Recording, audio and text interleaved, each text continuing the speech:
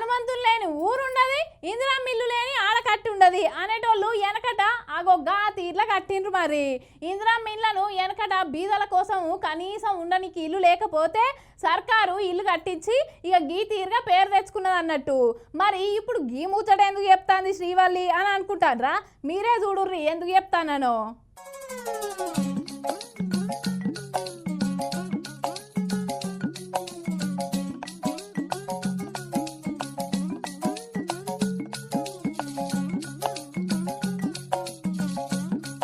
హనుమంతులు లేని ఊరు ఉండదు, ఇందిరమ్మ ఇల్లు లేని కాలనీ ఉండదు అనేది వెనకట. అగో మళ్ళీ ఇప్పుడున్న కాంగ్రెస్ సర్కారు గాకార్యమే షురూ చేసిందంటుండు మన షాద్నగర్ ఎమ్మెల్యే వీరపల్లి శంకర్ సారు.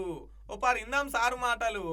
మీకు అందరు తెలుసు, ఇందిరమ్మ ఇండ్లు ఇవ్వాళ్ళు కూడా మన తెలంగాణ రాష్ట్రం ఏర్పడి 10 సంవత్సరాలు గడుస్తూ ఉన్నా ఇవాళ ఎంతోమంది నిరాశ్రయులు, గూడు లేని కుటుంబాలు ఎన్నో ఉన్నాయి. మనం అందరం చూస్తూ ఉన్నాం. గత ప్రభుత్వం ఇందిరమ్మ ఇండ్లను, ఇందిరమ్మ కాలనీలను ఏలన చేసి వెటకారంగా మాట్లాడి అందరికీ డబుల్ బెడ్రూమ్ ఇండ్లు ఇస్తామని చెప్పి గొప్పలు చెప్పారు. 10 ఏళ్ళు చెప్పారు. 10 ఏళ్ళు చెప్పి ఇలా మన దగ్గర కూడా అరకొర ఏదో కొన్ని ఇండ్లు కట్టి మమ అనిపించరు. ఏ ఒక్కరికి కూడా వినియోగంలోకి వినియోగంలోకి తీసుకురావాలంటే అది అసంతృప్తిగా ఉన్నాయి. మామూలుగా స్లాబ్లు వేసిర్రు, కలర్ వేసిండ్రు, వదిలేసారు. కరెంటు లేదు, నీళ్లు లేవు, డోర్ లేదు, కిటికీ లేదు, లైటు లేదు. ఒక సామాన్యుడు తలదార్చుకోవడానికి కనీసం నీళ్ళు ఉండాలి, లైట్ ఉండాలి.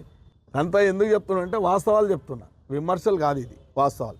నేనే మాట్లాడినా, 2 సార్లు మాట్లాడినా. మొన్న కూడా ఈ ప్రభుత్వంలో కూడా నేను మొన్న మాట్లాడినా. ఇది మనం ఇవ్వాలని అంటున్నారు కానీ అరకొర వసతులు ఉన్నాయి. వారికి లైట్ లేదు, ఎలక్ట్రిఫికేషన్ లేదు, వాటర్ లేదు, వాస్తవానికి ఇన్ఫ్రాస్ట్రక్చర్ కూడా లేదు. అక్కడ ఒక రోడ్డు లేదు, బోర్డు లేదు, ఏమీ లేదు, డ్రైనేజీ లేదు. అగో ఇన్నారు కదా, తెలంగాణ ఏర్పడి 10 ఏళ్ళు అయినప్పటికీ ఏదో పేరుకే నామకే వాస్తానట్టే కట్టిందట గత బీఆర్ఎస్ సర్కారు డబుల్ బెడ్రూమ్ ఇండ్లను. కిటికుంటే తలుపు లేదు, తలుపు ఉంటే బేడం లేదు, కరెంటు లేదు, నీళ్ళు లేదు, రోడ్ లేదు, ఏదో నామకే వాస్తా అట్లా కట్టిర్రు. కొన్ని జాగాలలో అస్తర్కారు కూడా వేయలేదు. అగో గంత ముద్దుకునే డబుల్ బెడ్రూమ్ ఇండ్లు, అది కూడా ఆడోతానా అని చెప్పేసి మాట్లాడుతున్నాడు మన ఎమ్మెల్యే సారు. ఇక ఈ సంక్రాంతి తెలంగాణ 4 పథకాలను షురూ చేస్తుందట మన సర్కారు. అందుకని కేబినెట్ కు, రాష్ట్ర సర్కారుకు కృతజ్ఞతలు అని చెప్పుకొచ్చిండు. గవేంటి అంటారా? రైతు బంధు ఇన్ని రోజులు చెట్టుకు, పుట్టకు, గుట్టకు, రాళ్లకు, రప్పలకిచ్చి ఇట్లా 22,000 కోట్లను ధ్వంసం చేసిరు. ఇప్పుడు అట్లా కాకుండా సాగు భూములకే ఇస్తాం. అదొక్కటి. ఈ వ్యవస్థ పూర్తిగా ఏ స్థాయికి చేరిందో మీ అందరికీ తెలుసు. ఒకటే రోజు మార్పు రాదు. అంటే మెల్లమెల్లగా ఆ దిశగా అడుగులు వేస్తూ ఉన్నాం. ఫస్ట్ రాజకీయ నాయకులు అవినీతికి పాల్పడదు. దాంట్లో నేనేమన్నా ఒక ప్రజలు ఇచ్చిన అవకాశం, నేను ఈడొక రాజకీయ నాయకుడిని, కర్త కర్మ క్రియ అనుకోండి, ఇంకో 4 సంవత్సరాలు నేను పారదర్శకంగా ఉండాలి, ఆదర్శంగా ఉండాలి, అవినీతికి దూరం ఉండాలి. అవునా? నాదేమన్నా అటువంటి స్థాయి ఉంటే ఆ కింది అధికారులు కూడా ఆ స్థాయిలో పనిచేసుకుంటుంటారు. ఇంకోటి ఇందిరమ్మ ఇల్లు మొదలు పెట్టినాం, అది 2వది. 3వది రేషన్ కార్డులు. 4వది ఇప్పుడు కూపన్ బియ్యంలలో దొడ్డు బియ్యం ఇస్తున్నారు కదా, ఇయో గవి బంద్ అయి సన్న బియ్యం ఇస్తారట సంక్రాంతి వెళ్ళంగానే. అందుకని సర్కారుకు కృతజ్ఞతలు అనవచ్చిండు మన శంకర్ సారు.